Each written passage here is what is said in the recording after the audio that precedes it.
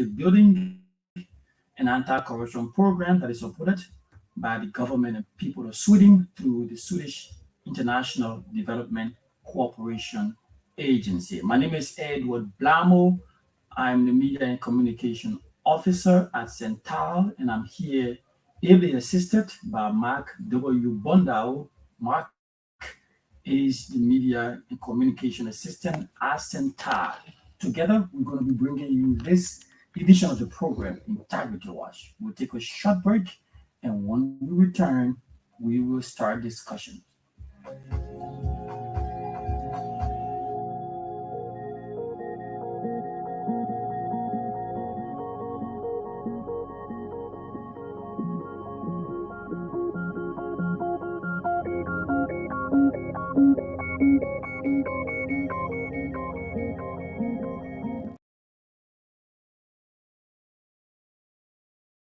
An activity under the National Integrity Building and Anti-Corruption Program that is supported by the government and people of Sweden through the Swedish International Development Cooperation Agency. As you may be aware, Centar is implementing a 3.5 years program that is called the National Integrity Building and Anti-Corruption Program that is supported by CEDA.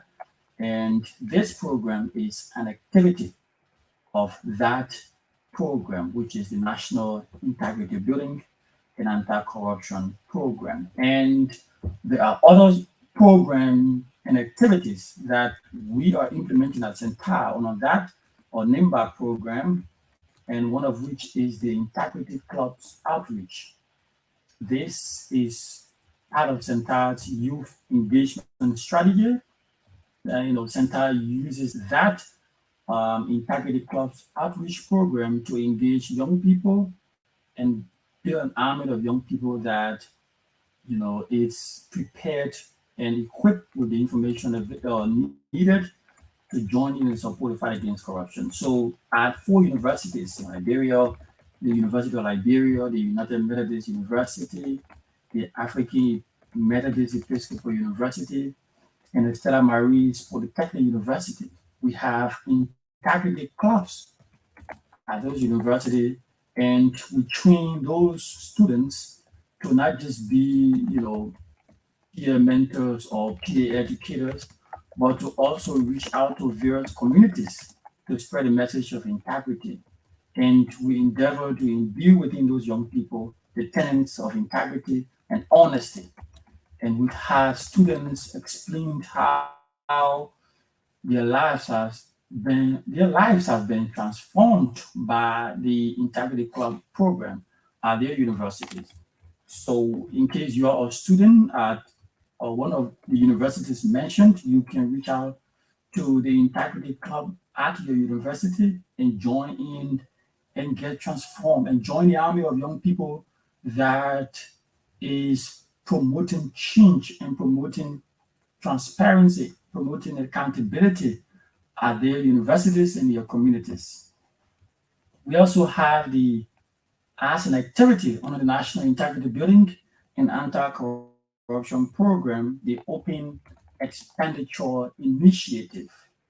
That is an initiative that works to ensure that there is transparency around the utilization of public money, specifically the county social development funds. So Centar, through the Open Expenditure Initiative, works with locals, works with county officials, work with various stakeholders, to ensure that first there is inclusion around, the expenditure of county resources or county social development funds, that, everyone is involved in decision making, and also that there is value for money and there is transparency around the, utilization of those funds. So Centar, works to ensure that there is a forum first organized that includes, the women groups, youth, and the disabled, and everyone is involved in what is to be done with funding allotted for counties development.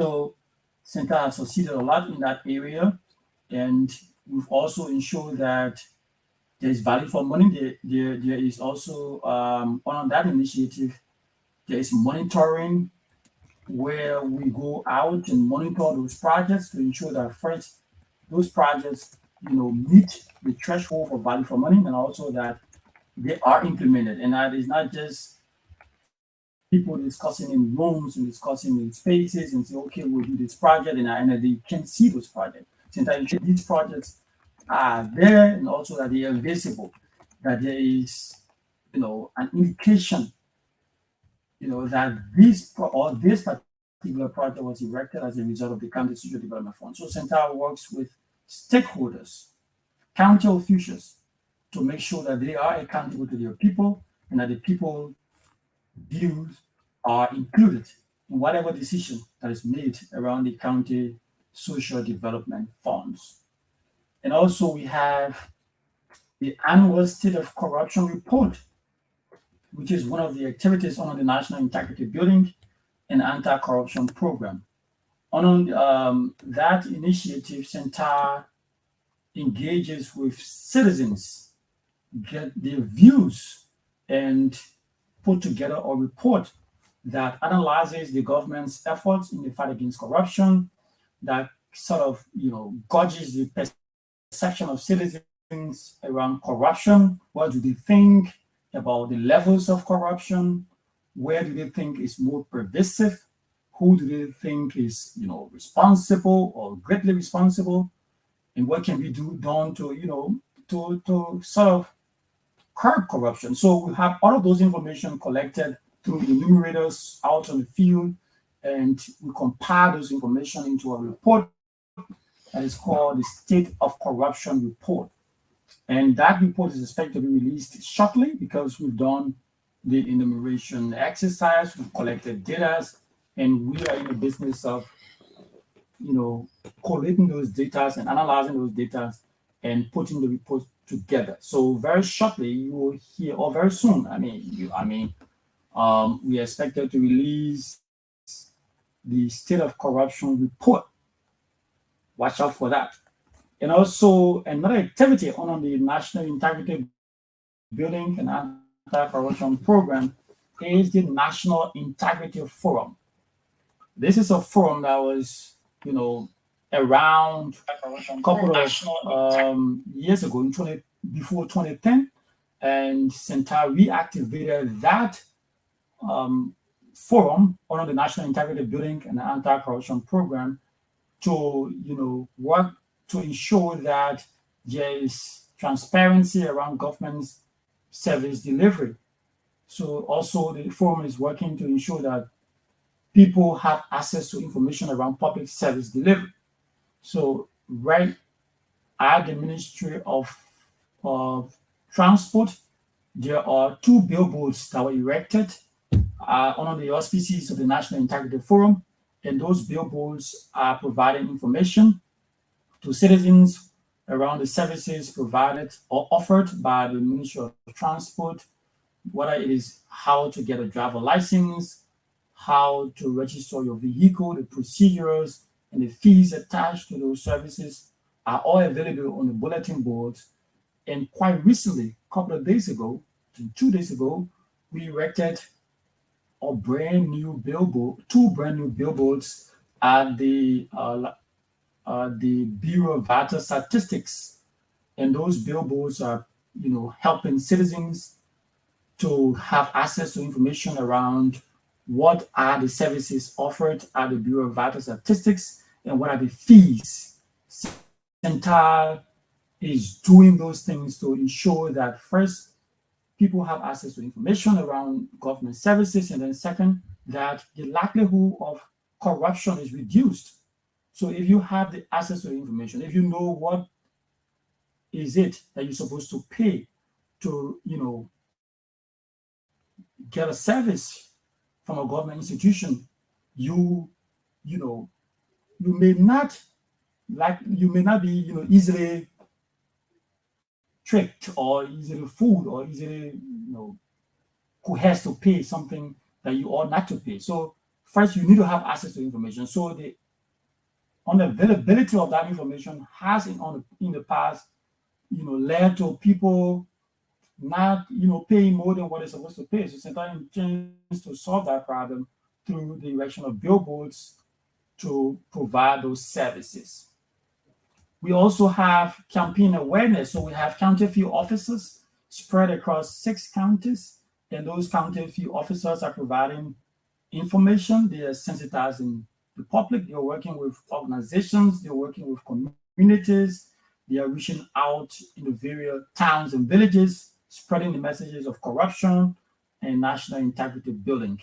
And we are making inroads in that area, and they are sending messages. They are encouraging people to make use of the hotline that we have, which is 4432. They're also referring people to the office when they have information around, corruption. Pretty much these are some of the things we're doing. We'll take a short break. When we return, we will talk more about ALAC and get involved into other discussions.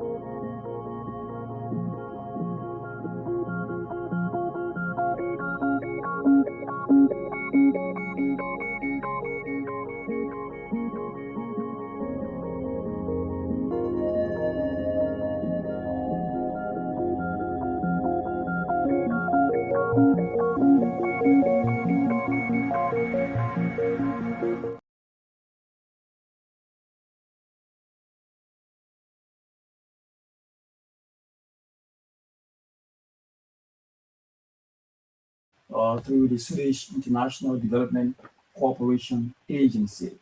And we just outlined some of the activities that we are implementing on the NIMBA program, one of which is the Advocacy and Legal Advice Center, which has lawyers, ready and willing to respond to complaints from citizens, be it around corruption or other issues, at Centar. So there are a lot of ways in which you can reach out to ALAC to talk to the lawyers at ALAC when you have corruption complaints, or if you have issues of maybe bad labor practice or whatever, you could reach out to the lawyers at ALAC and they will, hear you and refer you appropriately. And one of which means or through you can reach out to ALAC is to email at alac@centar.org.lr. Again, it's alac@centar.org.lr, or through Facebook, Centar ALAC. So you go to Facebook and you type Centar ALAC, CENTALAC, CENTALAC is Centar ALAC. You can make use of the messenger component there on Facebook and leave a message to ALAC, or you can call 4432. 4432 is free of charge. It's a toll-free hotline, for both Lone Star and Orange subscribers. So call ALAC, report corruption, report bad labor practices. The lawyers are there at ALAC to receive your calls and respond appropriately. Also, you can send a text message to Centar at 0555-722-113. Again, it's 0555-722-113.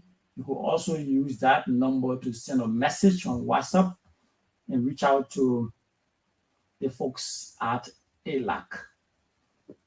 Also, you can reach out to Centar's Facebook page. We are very active on Facebook, and our handle is Center for Transparency and Accountability in Liberia.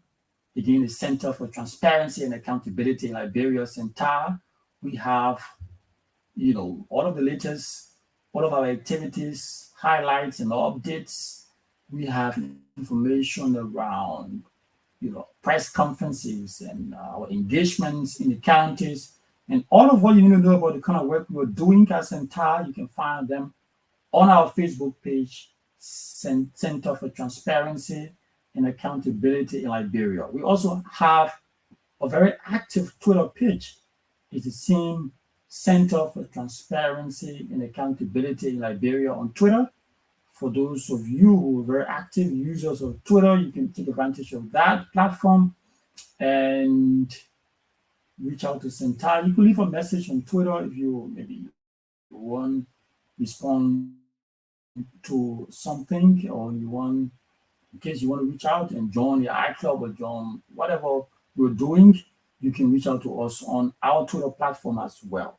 Also, we have a very active LinkedIn page, and you can reach out to us on LinkedIn in case you are, a user, very active user of LinkedIn. You can take advantage of that and reach out to Center on LinkedIn. Also, we have our website that you can reach out to and get all the reports and all the information that you need to know about what work we're doing. Is www.center.org.lr. Again, is www.center.org.lr. So that's the handle for our website. Better still, you can reach out to our budget portal. Center has established a portal that is dedicated to analyze the budget analysis,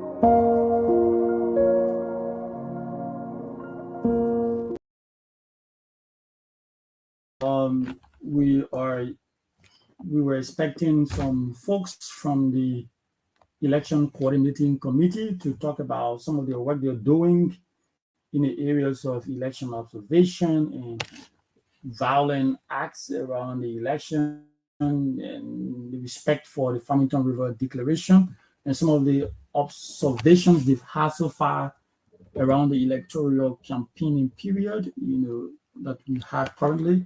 But we are not getting signal that they are anywhere around. So we will have a little talk, talk to Mark W. Bondau, which is Media and Communication Assistant at Central.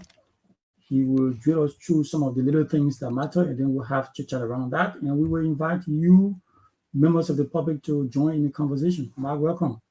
Well, thank you so very much, Mr. Blambo. It's a pleasure being here again. The heat of the campaign season is something that everybody is getting involved with, and honestly speaking, right, I'm enjoying the momentum, and everybody is like, yeah, we want my party. I want you to vote for my party. I want you to do this. I want you to do that. Every candidate is there. Giving our platforms, and when you vote me, I will promote transparency. I will promote accountability. And one of the interesting thing is that most of the candidates they are saying that yes, I did this before. I've done this, and I believe that when you vote me, I would do more. And those new candidates, they are saying that I know these people have done this thing, and they did this, and they did all of these things. But I believe that when you let me in, I would do even better. I would do more, and they are just sharing an agenda. This is one of the things I always tell people, right? Citizens, we should not just vote because we, let's say momentarily, right?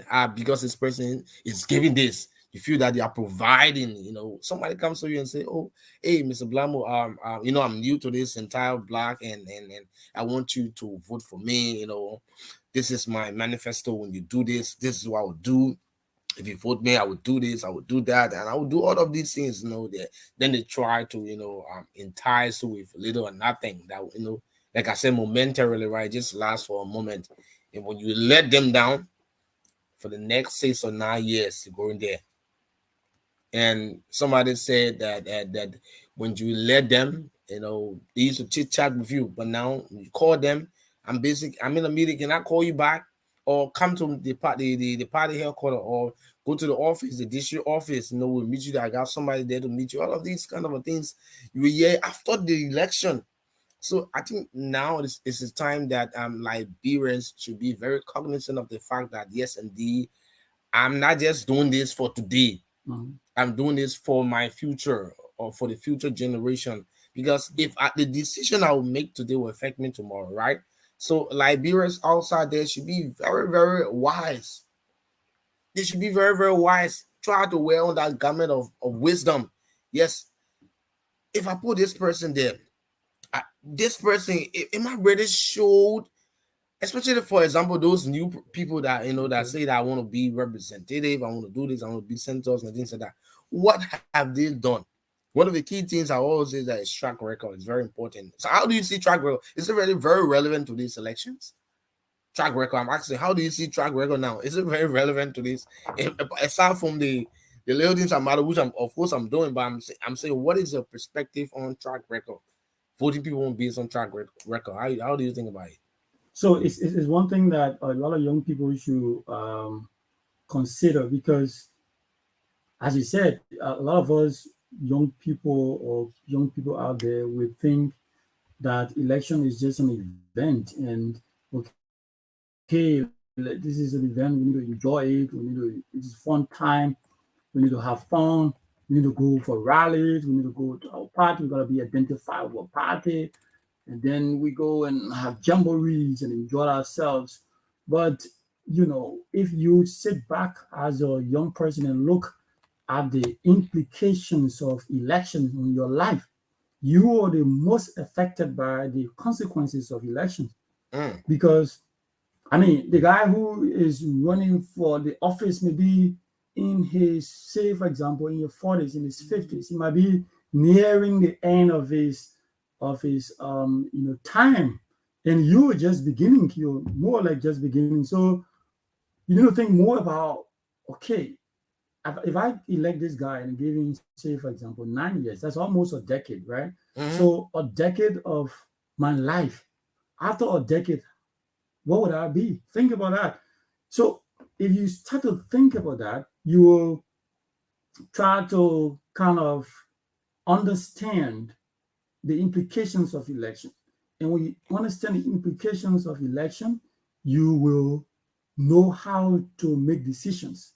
So there is this saying popular in Liberia that, if you have stolen before,